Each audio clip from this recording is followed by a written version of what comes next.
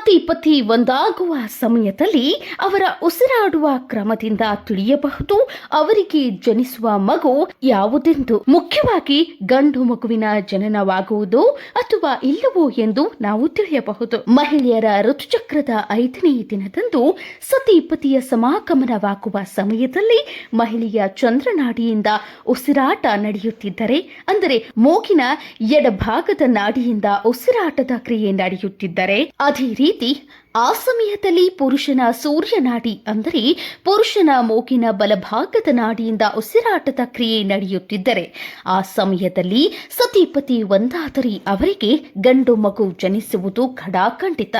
ಇದನ್ನ ನಾವು ಹೇಳ್ತಿಲ್ಲ, ಶಾಸ್ತ್ರಗಳಲ್ಲಿ ಇದರ ಬಗ್ಗೆ ಹೇಳಲಾಗಿದೆ.